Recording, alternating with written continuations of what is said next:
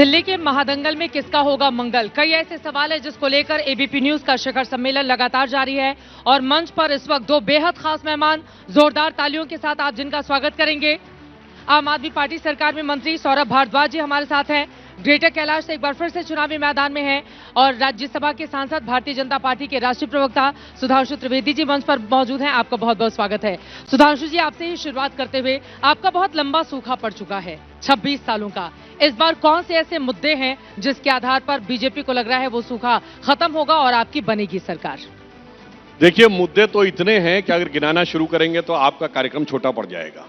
मगर दिल्ली की जनता बहुत साफ साफ देख रही है कि आम आदमी पार्टी सरकार आने के बाद जो ये आपदा की सरकार आई है, ये हजारों साल पुराना एक रोग है कि जब राजयोग आता है तो राजरोग भी आता है। और राजरोग ऐसा आता है कि अगर कोई सुल्तान जब सत्ता के मद में बहक जाता है तो दो ही चीजों में डूबता है, शराब और महल। और आज अगर आप देखें तो दिल्ली में दो ही चीजें बहुत साफ दिखाई पड़ रही हैं। शराब में दारू का दरिया बहा दिया दिल्ली में और शीश महल में जाके बैठे हुए हैं सुल्तान की तरह। अब यहां मैं कहना चाहूंगा, दिल्ली में जो दो पार्टियां हैं, मुख्य रूप से सत्ताधारी दल ये और कांग्रेस पार्टी, तो कांग्रेस पार्टी क्या है? पुरानी शराब पुरानी बोतल में। और आम आदमी पार्टी क्या है? पुरानी शराब नई बोतल में। अब नई बोतल में नई राजनीति क्या थी कि शराब की एक बोतल के बदले दूसरी बोतल फ्री, ये इन्होंने ला के दिया है। और जहां तक यथार्थ की बात करें तो दिल्ली में जो प्रॉमिसेस थे, तो हवा में हुआ प्रदूषण देखिए, जमुना जी में हुआ प्रदूषण देखिए। दिल्ली में कहा गया था कि वाटर लॉगिंग नहीं होगी, तो राजेंद्र नगर में जिस ढंग से बच्चों की जान चली गई उसको देखिए, लटकते वायर्स को देखिए। तो बहुत सारी चीजें दिखाई पड़ती हैं कि किस प्रकार से दिल्ली में जो कहा गया वो नहीं किया गया। इसलिए अब दिल्ली की जनता जो कहने का प्रयास कर रही है, मैं ऑन द लाइटर नोट कहना चाहूंगा, जो कहे थे कि जमुना जी को साफ कर देंगे, वहां जो झाग दिख रहा है, तो शायद दिल्ली की जनता, वो जो पूरा गाना था ना इधर सटायर के रूप में चलता था, तो वो कह रही है कि भाग केजरीवाल भाग, साबुन की शक्ल में बेटा तू तो निकला केवल झाग। तो मुझे लगता है दिल्ली की जनता उसे भली भांति समझ रही है और इस बार दिल्ली की जनता ने तय कर लिया है। और अंत में एक बात और कहना चाहूंगा, बहुत दुखद है, बहुत दुखद और दुर्भाग्यपूर्ण है कि पानी को लेकर जो जहरीली बानी बोली गई, ये भारत की राजनीति में इसका कोई सानी नहीं है। ऐसा आरोप तो युद्ध के समय पाकिस्तान ने भारत पर नहीं लगाया कि हमने नदियों में जहर घोल दिया है। जो सर्जिकल स्ट्राइक का सबूत मांगने वालों ने एक प्रदेश और दूसरे प्रदेश के बीच में नफरत का ऐसा जहर बोने का काम किया, और जिसपे कि चुनाव आयोग ने आज सवाल पूछा है तो उनको जवाब देते नहीं बन रहा है। तो इसलिए ये दिल्ली के लिए भी अब मान सम्मान की बात हो गई है कि क्या दिल्ली की जनता को इतना कोई नासमझ समझ सकता है? आप समझिए, पानी के दो अर्थ होते हैं, पीने वाला पानी और एक होता पानी मतलब आपका मान सम्मान। तो मैं कहना चाहता हूं, ये दिल्ली के पानी की बात भी आ गई है, तो मैं दिल्ली की जनता से कहना चाहूंगा, रहीमन पानी राखिए, बिन पानी सब सून, और पानी गए न उबरे, मोती मानस चून। तो इस बार दिल्ली की जनता इनको पानी पानी कर देगी और अपने पानी अर्थात मान सम्मान स्वाभिमान की रक्षा करते हुए माकूल जवाब देगी। और जब पानी की चर्चा हो रही थी उसी समय सौरभ भारद्वाज ग्लास उठाकर पानी भी पी रहे थे। तो सौरभ जी, आप बताइए, उन्होंने तो बता दिया कि 26 सालों में सूखा भले ही पड़ा हो, लेकिन जो कामकाज किए गए हैं और आपकी जो खामियां रही हैं उसके आधार पर भारतीय जनता पार्टी अपनी सरकार बनाएगी। लेकिन आप लोग हर रोज प्रेस कॉन्फ्रेंस करके मुफ्त की योजनाओं का ऐलान करते हैं। 11 सालों में क्या काम किया है उसके आधार पर वोट मांगेंगे या हर रोज आकर नए नए वादे करेंगे? चित्रा जी, एक तो आप बोलती बहुत अच्छा है, शुक्रिया। मैं आपको देख रहा था कि आप इतनी स्पीड से इतना क्लियर कैसे बोल पाती हैं, हम अभी तक नहीं सीख पाए चीज। शुक्रिया। अब देखिए, प्रकृति जो सृष्टि होती है वो बड़े बड़ों की पोल खोल देती है, और भारतीय जनता पार्टी की पोल प्रकृति ने खोली। कैसे खोली, मैं दो तरीके से बताऊंगा। 11 साल से ये अरविंद केजरीवाल को ये कह के गाली दे रहे थे कि भैया ये तो फ्री का ये बांट रहा है, फ्री का ये बांट रहा है, फ्री का ये बांट रहा है, और ये सारा पैसा लुटा रहा है, इससे देश की इकोनॉमी खत्म हो जाएगी, सब कुछ लुट जाएगा, सब कुछ खत्म हो जाएगा। आज भगवान का विधान देखिए, आज सुधांशु जी और इनसे पहले मनोज तिवारी जी कसम खा के गए हैं, हम भी देंगे फ्री, हम भी फ्री देंगे, हम भी फ्री देंगे। ये भगवान ने इनको आईना दिखाया। दूसरा, 5 साल से दिल्ली का पानी पी पी के भारतीय जनता पार्टी कहती थी अरविंद केजरीवाल जहरीला पानी पिला रहे हैं, जहरीला पानी पिला रहे हैं। अभी मनोज तिवारी आपके शो पे आप भी बैठे थे, क्या कह के गए? 20,000 लोग एक साल में दूषित पानी पीने से मर गए दिल्ली में। अभी क्या कह गए आपके सामने, ठीक है? और जब अरविंद केजरीवाल ने कह दिया कि ये जो अमोनिया रूपी जहर है ये हरियाणा से आ रहा है, तो भगवान की लाठी देखिए। प्रधानमंत्री को कहना पड़ रहा है कि भैया 11 साल से मैं अरविंद केजरीवाल द्वारा दिया जा रहा है यमुना का पानी पी रहा हूं, देख लो मैं स्वस्थ हूं।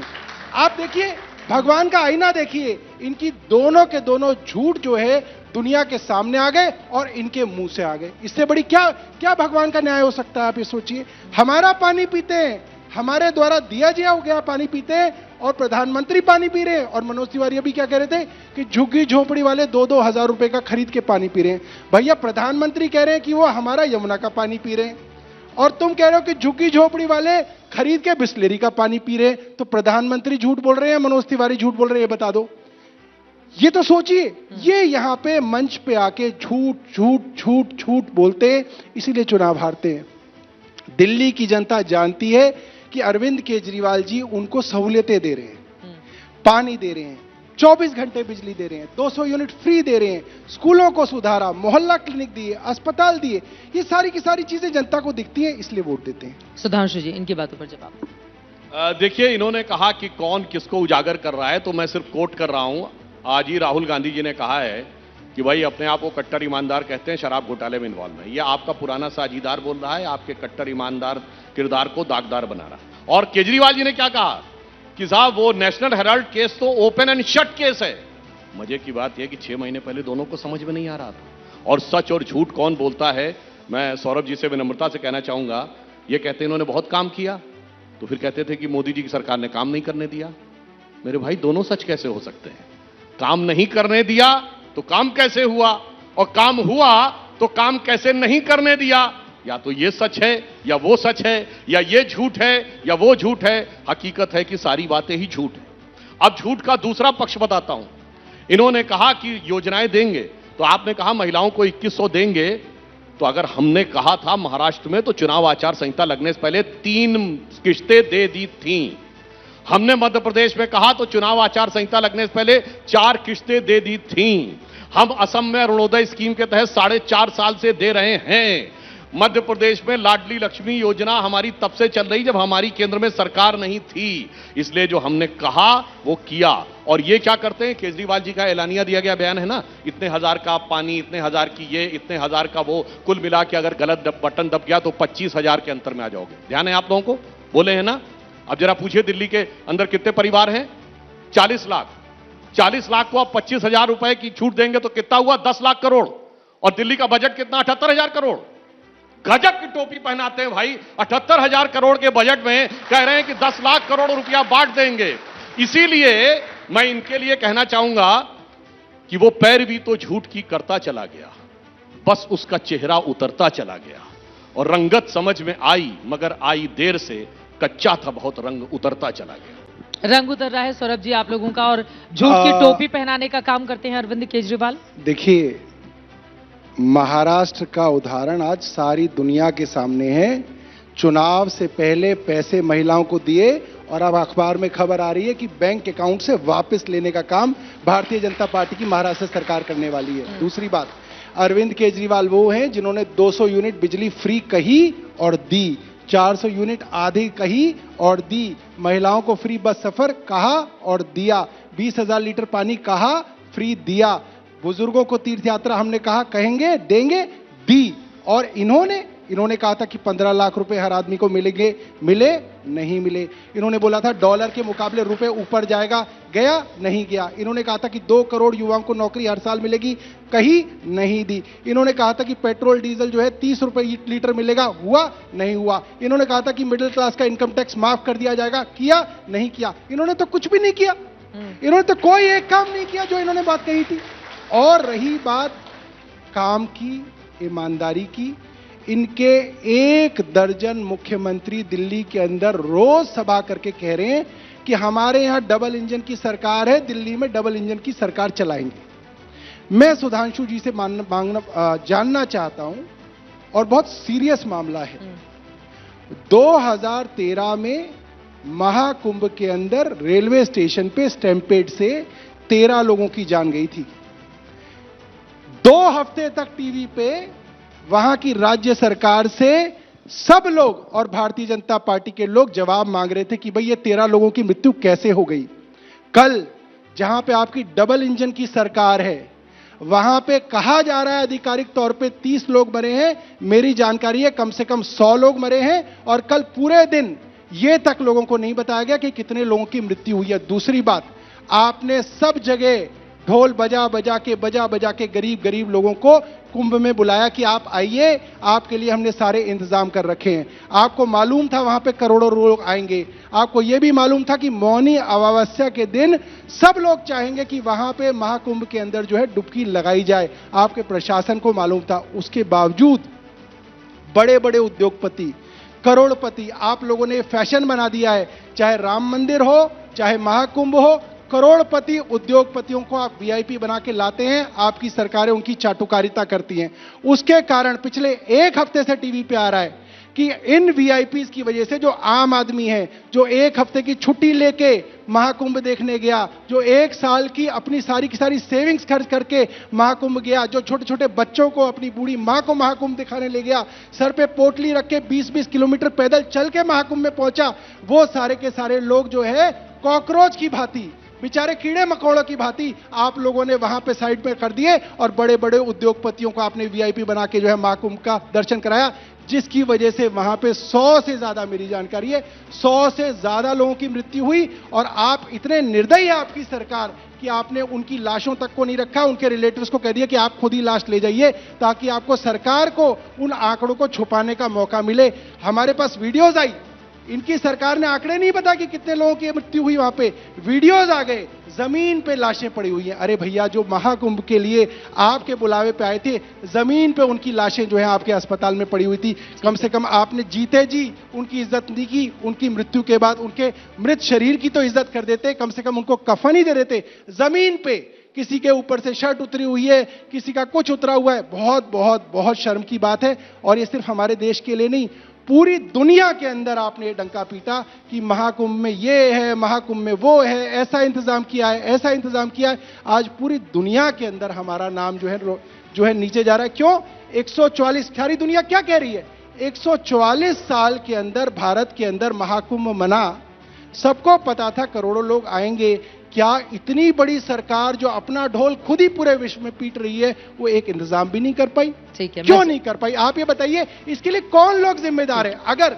अगर आपके मुख्यमंत्री जिम्मेदार नहीं है तो आपके प्रशासन में कोई तो जिम्मेदार होगा। कोई तो डीआईजी हो जिसको आपने सस्पेंड किया हो, कोई तो डीसी हो, डीएम हो जिसको आपने सस्पेंड किया। आपने नहीं किया, क्यों नहीं किया? मैं उसका कारण भी बताता हूं। क्योंकि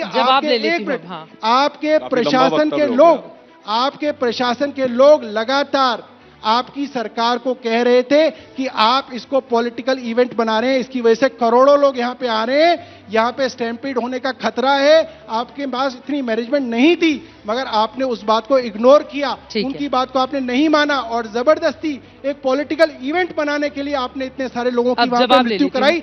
वरना आप अब तक किसी ना किसी बड़े अफसर को सस्पेंड कर चुके होते। अब मैं जवाब देना चाहता हूं। महाकुंभ में जो घटना हुई वो दुखद और हृदय विदारक है और केंद्र और प्रदेश सरकार दोनों ने बहुत संवेदनशीलता के साथ इस पर प्रभावी कार्रवाई की है।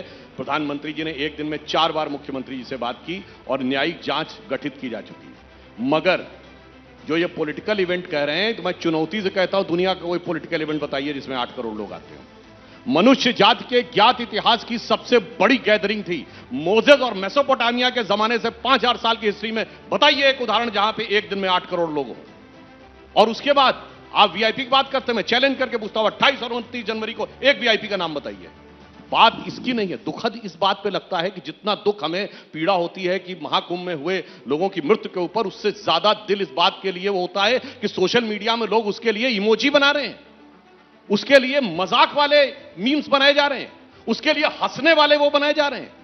इतना दुर्दांत और इतना घटिया स्तर की सोच कोई कैसे रख सकता है? यह सोचने की बात है कि इतने महान इवेंट में जो बृहस्पति ग्रह के रोटेशन के ऊपर होता। फिर मैं चैलेंज करके कह रहा हूं, दुनिया में सूरज और चांद के बेस पे होने वाले त्योहार देखे होंगे, 12 साल के बृहस्पति पे रोटेशन पे होने वाला एक त्योहार बताइए और उसके ऊपर उसको पॉलिटिकल इवेंट कहने का प्रयास करते हैं। यह दर्शाता है कि भारत की श्रद्धा के केंद्र को भी ये लोग पॉलिटिकल इवेंट ही कहते हैं, क्योंकि ये उस गठबंधन के हिस्से हैं जिसने कॉन्फ्रेंस की थी इरेडिकेशन ऑफ सनातन धर्म, कॉन्फ्रेंस की थी, बयान नहीं दिया था, यानी हिंदू धर्म का समूल नाश।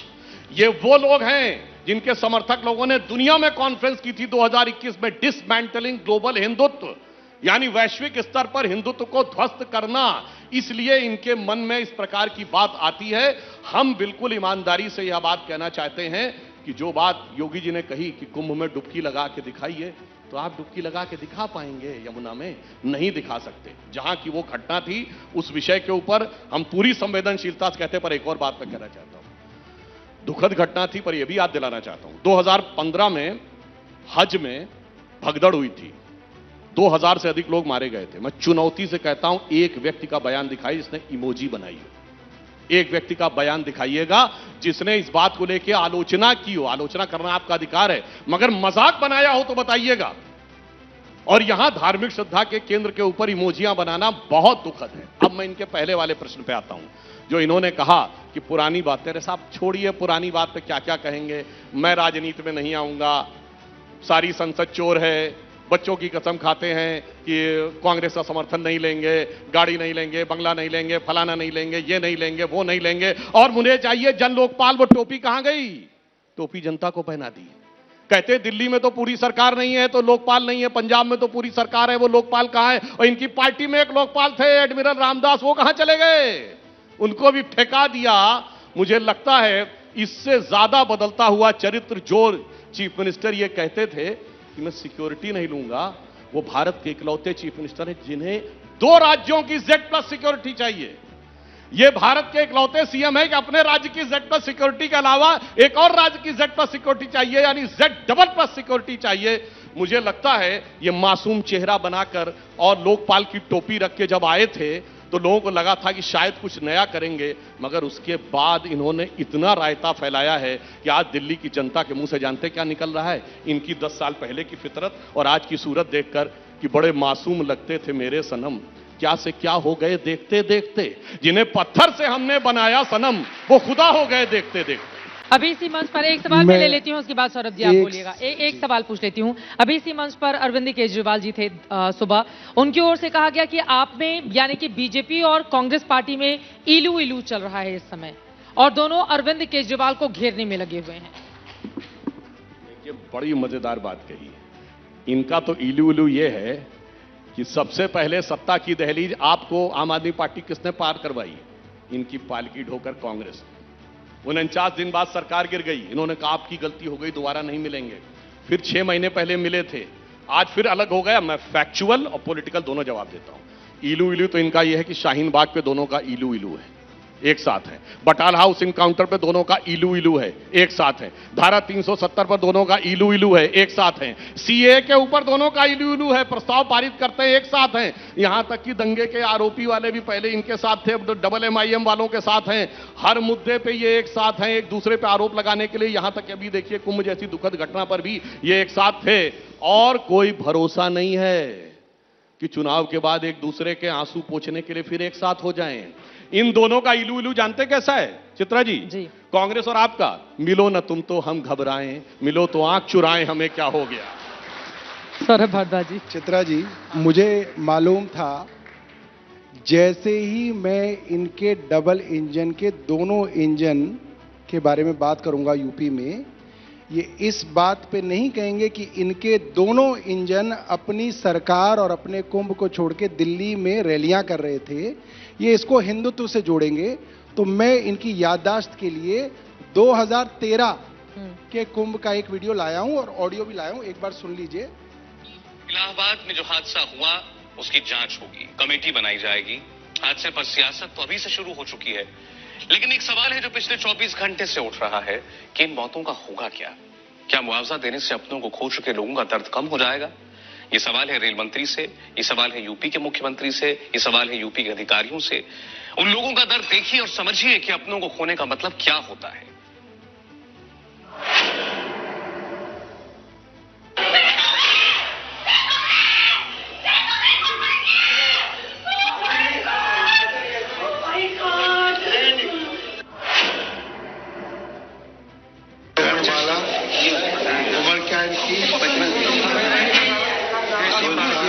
ऑडियो नहीं दिखा पा रहा, मैं बताता हूँ। मैं एक 2000 चीज बस बस करेक्ट कर छोटा देती, सा, एक लाइन बस एक छोटा आपने सा। कहा था कि 13 लोगों की मौत हुई थी, 13 2013 में 42 लोगों की हाँ, जान गई 42 थी। लोगों की मौत मैं हुई। उसको मेरे- correct उसमें भी कर एक रहा हूं। चौथाई कर दिया, कोई ठीक। बात नहीं, कोई बात आपके साथ मिलकर हमारी चुनाव तो लड़ना सरकार इतना नहीं चलता थी। है। देखिए हमारी तो सरकार नहीं थी, मगर मैं ये बता सकता हूं, एक एक टीवी चैनल पे एक एक मृत आदमी के घर पे जाके अगर किसी का बच्चा मरा है तो उसकी रोती हुई मां का वीडियो चलाया गया था, अगर किसी का भतीजा मरा है तो चाचा का वीडियो चलाया गया था। एक एक मृत आदमी के घर को, रिश्तेदारों को ढूंढ के मीडिया के चैनल वहां पे पहुंचे थे, और पूरे 3 हफ्ते तक ये जो हमारे वहां पे लोग मारे गए थे उनके बारे में दिखाया गया था और सवाल पूछा गया था। मैं जानना चाहता हूं सुधांशु दी, तब सनातन नहीं था, तब महाकुंभ के साथ आस्था नहीं थी, मगर तब सरकारों से सवाल पूछे जाते थे। आज आपके यहां 100 से ज्यादा लोग मर जाते हैं, आपके अंदर इतना दम है कि आप रात को डिबेट नहीं होने देते किसी टीवी चैनल पे, क्योंकि लोगों को डर लगता है।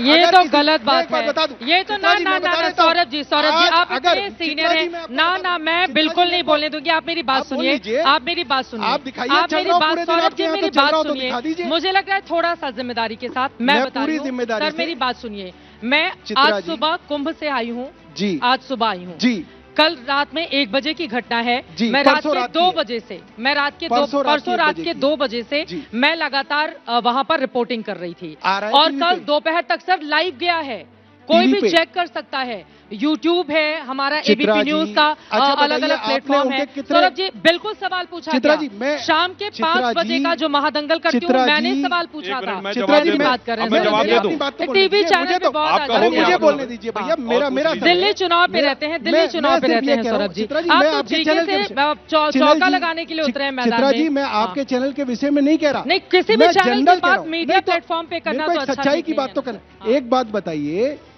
अगर राजेंद्र सर बाकी नगर के छोड़िए, अंदर सर रात के 2 चित्रा बजे जी, से मैंने रिपोर्टिंग की थी अरे लगातार आपने सर। की होगी मैडम, मैं तो आप पे हाँ। कह नहीं रहा, मैं वही कह रहा थी हूं ना, आप मीडिया पे क्या सवाल पूछेंगे देश तो। के महाकुंभ के अंदर अगर आपका आंकड़ा भी मान लिया जाए कि 30 लोगों की मृत्यु आपकी सरकार के प्रशासन की वजह से हुई है, क्या कम से कम 1 हफ्ते तक ये खबर नहीं चलनी चाहिए थी टीवी पे? चल रही है, नहीं चल रही है चित्रा जी, नहीं चल रही है, सारे के सारे लोग देख रहे हैं, स्टोरी नहीं चल रही है हमारे चित्रा वहां जी, पर नहीं चल रही है। कई और मैं इसमें रिपोर्टर आप हमारे लोगों को वहीं दोष पर नहीं हैं। दे रहा, मैं हमारे आप लोगों पूरे को वहीं दोष पर नहीं दे लोग रहा हैं। चित्रा जी, मैं आपको दोष नहीं दे रहा, ना पत्रकारों को दोष दे रहा, ना मालिकों को दोष दे रहा। मैं ये कह रहा हूं, इनकी सरकार से इतना डर है, इनकी ईडी और इनकम टैक्स और सीबीआई से लोगों को इतना डर है, कोई चैनल अगर हिम्मत दिखा दे और 1 हफ्ते तक उसको अरे दिखा दे, बैठे हुए हैं उसका चैनल हिम्मत मालिक ये वाले। जेल में डाल मैं देंगे। बोल रही हूं, आज- यहाँ पर मैं आप बैठी आज ये लंबा हूं। वक्त सच्चाई है दोगे। देश यहाँ की। पर सौरभ और जी मैं बैठी जवाब हूं, दे यहाँ रहा क्या पर। रहा है? एबीपी चित्रा जी, हो न्यूज क्या रही है? बैठा हुआ सुनिए। है, हमने वो चित्रा खबर जी, ब्रेक की थी। चित्रा जी, अब मैं जवाब दे दूं, ब्रेक आपके तो मीडिया करनी पर पड़ेगी। चित्रा जी देखिए, अब मैं जवाब दे दूं। चित्रा जी, अब आपने ब्रेक- पूछ लिया ना नहीं, सर, बस दिल्ली पर सर, आते ना अब सर, ये दिल्ली स्पीच नहीं है, दिल्ली सर, दिल्ली मैं दिल्ली कह रहा हूं, दिल्ली उससे अब हो अपना क्या रहा है? दिल्ली आपने सर, बात दिल्ली। कही है, उससे मैं सिर्फ बीजेपी का नुकसान नहीं हो रहा, उससे हो क्या रहा है चित्रा जी?